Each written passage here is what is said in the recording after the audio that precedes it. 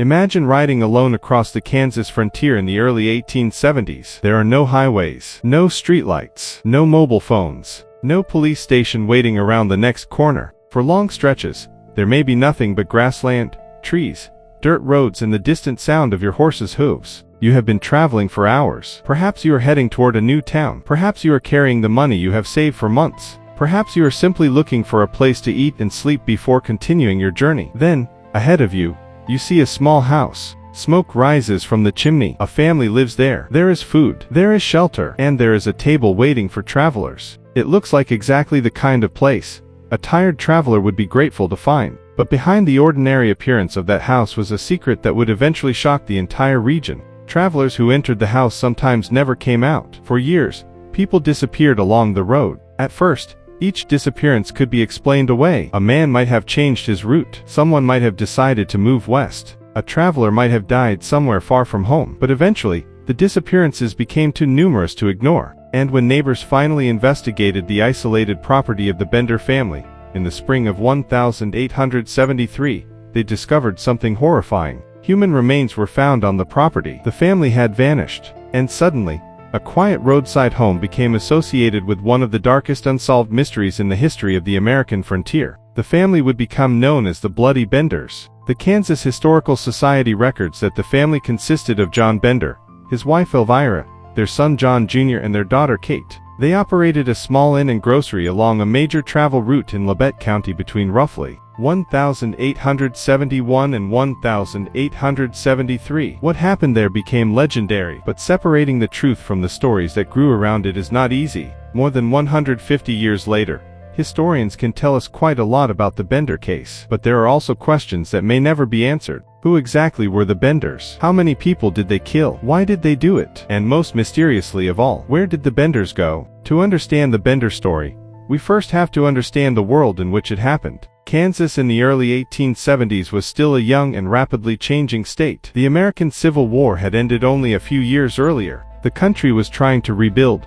while settlers continued moving west in search of land and opportunity. The Homestead Act had encouraged migration by offering land to settlers who met certain requirements. Thousands of people were moving across the American frontier. For many of them, the journey was difficult. A traveler might spend days or weeks on the road. Small settlements appeared along important routes. Stores, farms, blacksmith shops and roadside inns became essential parts of frontier life. One such route was the Osage Mission Independence Trail, a road used by travelers moving through southeastern Kansas. The Bender property was located near this route in Labette County. The location was important. Travelers needed places where they could stop for food and rest. The Benders appeared to provide exactly that. According to the Kansas Historical Society, the family operated an inn and grocery on the road. Their home was divided into two sections, with a canvas curtain separating the front portion from the sleeping area. On the surface, it was an ordinary frontier business. A traveler could stop, eat, rest, talk, then continue on his journey. But according to the historical accounts, the arrangement had another purpose. The position of the table inside the house allegedly allowed one of the Benders to stand behind the curtain while a traveler sat with his back exposed. It created a horrifying opportunity. The traveler was isolated, the road was far away, and there were no witnesses. That simple arrangement would become one of the most disturbing details of the case. The family consisted of 4 people. There was John Bender Sr., there was his wife, Elvira Bender, there was their son, John Bender Jr., and there was their daughter, Kate Bender. The Kansas Historical Society identifies all 4 as members of the family involved in the case, but even their backgrounds are surrounded by uncertainty. The Benders were immigrants, and historical accounts differ over some details of their origins and relationships. Even the relationship between the younger Benders has been questioned by later researchers. Were John Jr. and Kate really brother and sister? Most historical accounts describe them that way, but later stories raised doubts about the exact nature of their relationship. The older Benders were generally described as rougher and less socially outgoing. Kate was different. She was young, outgoing and interested in spiritualism. She advertised herself as a healer and claimed unusual spiritual abilities. The Kansas Historical Society describes Kate as an important member of the community's story, and notes that she distributed advertising circulars promoting her supposed abilities. This detail matters because Kate's personality may have helped the family attract travelers. She was not simply someone sitting silently inside an isolated cabin. She had a public presence. She spoke to people. She advertised. and she had a reputation. Some people reportedly visited her because they believed she possessed spiritual or healing powers. In a frontier community, where medicine was limited and people were often desperate for answers, such claims could attract attention. Kate's public image therefore stood in sharp contrast to the dark reputation she would later receive. The woman who presented herself as a spiritual healer would eventually become one of the most infamous figures in Kansas criminal history. The Bender home was not a grand building. It was a simple frontier structure, but its position was ideal for attracting travelers. A tired person on horseback did not need luxury. He needed food, he needed water, he needed somewhere to sit, and perhaps most importantly, he needed to believe that the people offering hospitality were safe. That final assumption may have been the fatal mistake. According to the Kansas Historical Society, the Bender house contained a canvas partition dividing the main room from the rear sleeping area. A trapdoor reportedly led into a cellar or pit beneath the house. The table was positioned so that a guest could sit with his head and upper body visible against the partition. Historical accounts say the Benders used a hammer to strike unsuspecting travelers from behind. The details became increasingly gruesome in newspapers and later retellings, and some elements of the famous story cannot be independently verified. But the basic historical record is disturbing enough without embellishment. People disappeared, bodies were discovered, and the Benders had disappeared before authorities could arrest them. The house therefore became more than a home. It became a trap. The most frightening part was not that the Benders supposedly attacked strangers on a dark road. They did something much more deceptive. They invited them inside. They gave them a reason to trust them, and that trust may have been turned against them. In a modern investigation,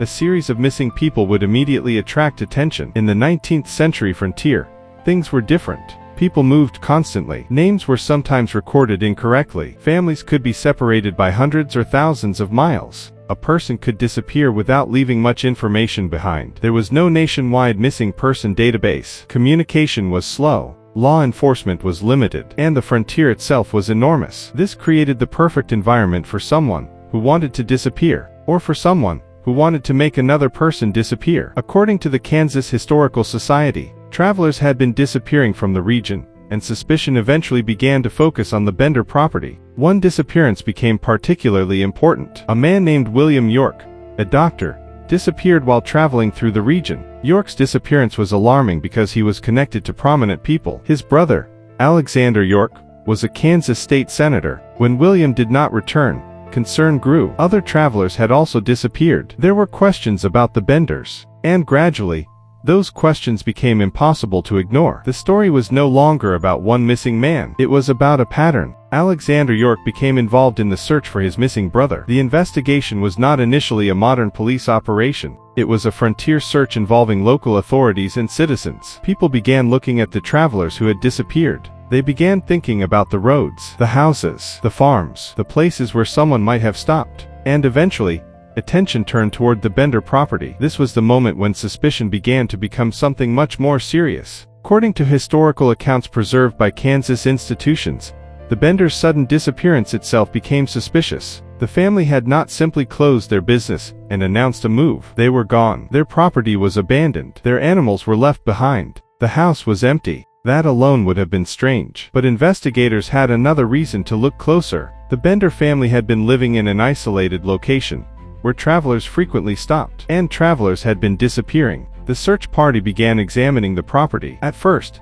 there may have been little indication of what they were about to find. Then they started looking at the ground. The property contained an orchard or garden area, and beneath that soil was the evidence that would transform the Bender family from suspicious neighbors into infamous murder suspects. This is one of the reasons the Bender case remains difficult to reconstruct. There was no modern forensic laboratory, no DNA testing, no computerized records, no security cameras, no digital photographs, no modern crime scene preservation. Investigators were working with what they could see and what local people remembered. Still, the discovery was devastating. Human remains on the property strongly supported the suspicion that the Benders were responsible for multiple deaths. The Kansas Historical Society describes the crimes as among the most gruesome committed on Kansas soil, and the Benders were nowhere to be found. By the spring of 1873, the disappearance of travelers around the Bender property could no longer be dismissed as coincidence. The Kansas frontier was still a place where people could disappear for many reasons. Roads were dangerous,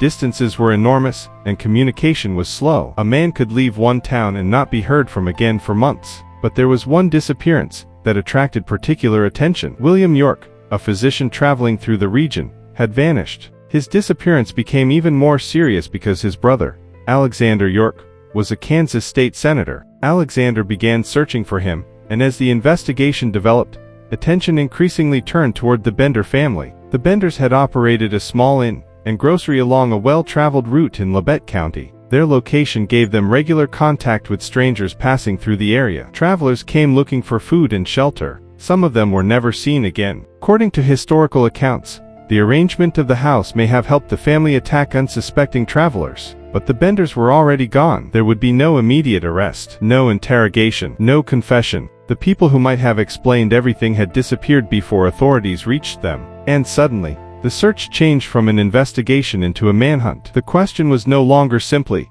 who was responsible for the murders? Now there was another question. Where had the Bender family gone? News of the discovery spread quickly. The name Bender became associated with one of the most disturbing criminal investigations in Kansas history. Authorities and citizens searched for the family. Descriptions circulated. People watched roads and questioned travelers. Every rumor about suspicious strangers could potentially lead investigators toward the fugitives. But the frontier was enormous. The Benders had a significant advantage. They had disappeared before the investigation reached them. There were no modern databases to track them. No fingerprints could be instantly compared. No DNA could connect them to a new identity. No cameras followed the roads. A person could cross into another state and begin a new life under a different name. And that is exactly what later generations would speculate the Benders had done. Some stories claimed the family escaped west. Others suggested they traveled south. Other legends claimed that vigilantes eventually found and killed them. But none of these explanations has ever been conclusively proven. The Kansas Historical Society states that the fate of Kate Bender and the rest of the family has never been established with certainty. This is where the historical record becomes frustrating. The victims were discovered. The suspects were identified. The suspects fled. And then the trail disappeared. The Bender family became fugitives without a confirmed ending. Over the years,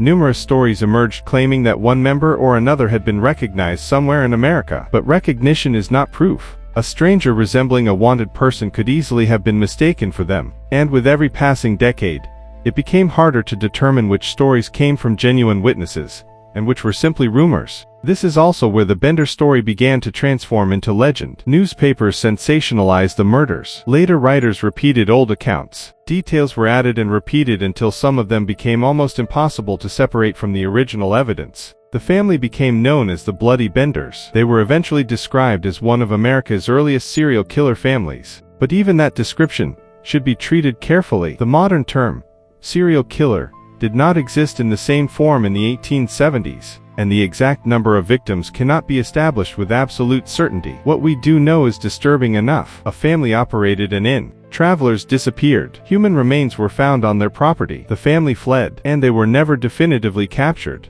But there was still one final mystery. If the Benders escaped, what happened to them after that? More than 150 years have passed since the Bender family disappeared. The Kansas frontier they knew has changed almost beyond recognition. Old trails became roads. Settlements became towns. Railroads transformed transportation. Technology changed the way investigators solve crimes. Today, DNA, fingerprints, photographs, databases, and forensic science can reveal things that 19th century investigators could never have imagined. But none of those technologies can travel backward in time. They cannot question the Benders. They cannot ask the victims what happened. They cannot reconstruct every moment inside that old Kansas house. And most importantly, they cannot tell us with certainty where the Bender family went. That mystery remains. Were they killed by vigilantes? Did they escape under new identities? Did they separate? Did they travel to another state? Did they somehow live ordinary lives after leaving Kansas? There is no definitive answer, and that is why the Bender story remains so fascinating. It is not simply a story about murder. It is a story about disappearance. The family allegedly turned hospitality into a weapon. Travelers entered their home believing they had found safety. Some never returned. Then, when suspicion finally caught up with the family, the Benders themselves disappeared. Their house became abandoned. Their victims became part of history, and their identities became surrounded by legend. But beneath all the sensational stories, there is a simple historical truth. Real people disappeared. Real families waited for them. Real investigators searched the land. Real human remains were discovered. And the people suspected of those crimes escaped before they could face a court. That is why it is important not to turn the Benders into fictional characters. We do not need invented conversations or imaginary final scenes. The real mystery is already powerful. The Benders left behind questions that history has never completely answered. And perhaps the most haunting image is not the house itself. It is the road. A lonely road across the Kansas prairie. Travelers once rode along it, searching for food,